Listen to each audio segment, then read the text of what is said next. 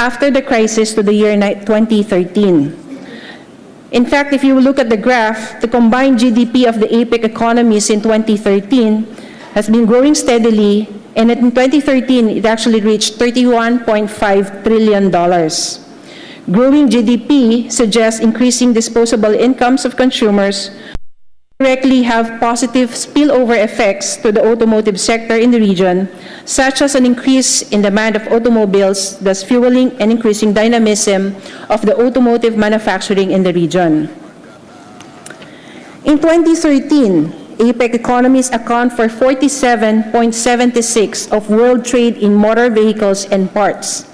The dip in the world's trade for motor vehicles and parts in 2008 and 2009 is actually steeper, if you will see, compared to that of the APEC economy's total trade for motor vehicle and parts, suggesting a resiliency of the APEC economy's trade in motor vehicles despite a drop in world demand.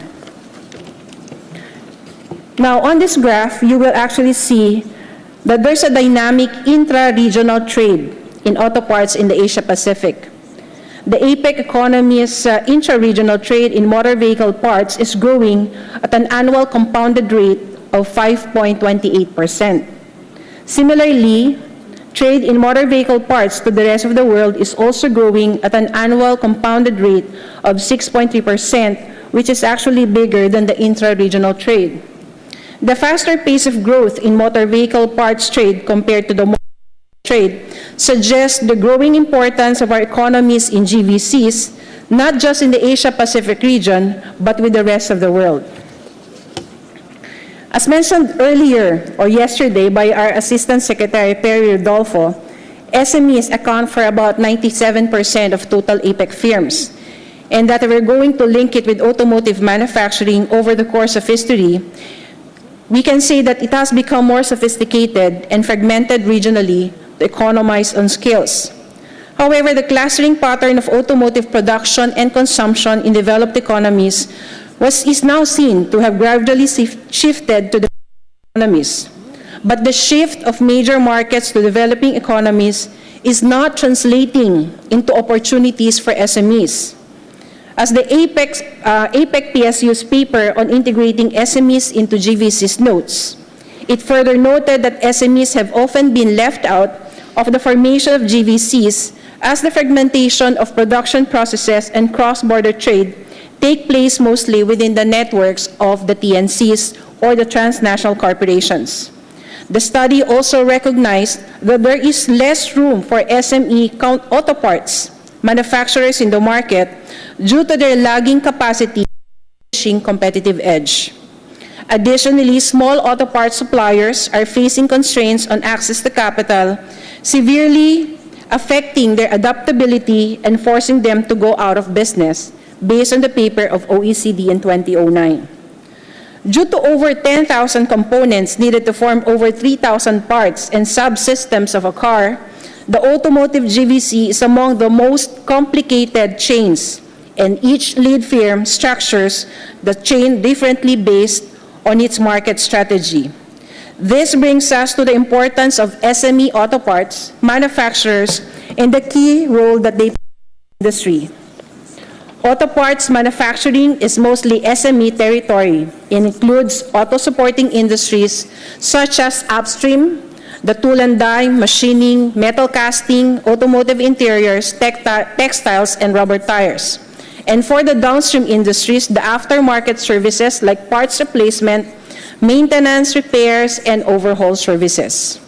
The key role of SMEs is supporting and adding efficiency to the production process, and this is especially true in the automotive GVCs. Production fragmentation, as in the case of automotives, provides diverse avenues for enterprises to specialize and participate in. It is thus important that more SMEs are brought inside the supply chains for inclusive growth in the APEC economies and help drive innovation in the industry. Now, to initiate sharing and dialogue on what works best, be it the government policy or the industry production strategies for nurturing and encouraging SME participation to higher value-adding, higher technology segments of the GVCs. We're actually having this workshop now, and at this early stage, I would like to thank our resource speakers who have agreed to lend and expertise in today's event. Essentially, in moving forward, the workshop specifically hopes to empower APEC SMEs to penetrate the automotive GVCs through compiling useful information that can equip them with updated trends and knowledge on the automotive markets in the APEC region. Likewise, this workshop hopes to gather insights from everyone on how best we can start an actionable agenda on fostering and increasing participation of SMEs in the automotive GVCs. I would therefore like to encourage your active participation in the workshop. Let us all have a good exchange of knowledge. And so, without further ado, let's start the ball rolling, and I turn over now the floor to our MC, Mr. JC Aguilar. Thank you.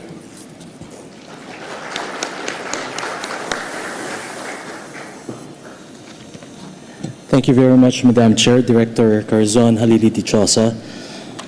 As noted, or as she has stated, the Madam Chair has stated, that we really do hope that this workshop really empowers APEC SMEs to penetrate the automotive GVCs, or the global value chains, and also with trends and knowledge on the automotive markets in the APEC region. And now let's go into the next speaker. We have for the title, The Role and Contribution of Parts and Components SMEs in the Development of the Automotive Industry. Let's call on former Assistant Secretary of the Bureau of International Trade Relations, Mr. Ramon Cabictin. Mr. Ramon Cabictin, by the way, has 15 years of experience in the equity market and has 10 years in the 10 years experience in the Philippine Department of Industry. He has also negotiated with FTAs and 2 years experience in the, let me go to that, with the Philippine Automotive Competitiveness Council. So without further ado, let's call on Mr. Cabictin. Thank you very much. At magkaroon tayo ng chance na makasali doon sa biddings ng shorts, boxing shorts ni Idol. Magkano daw? Yung problema kung ibibid, syempre kanya na muna lahat ng kita dyan. Kasi nakatakda nga po na kumita. Ano pa kaya?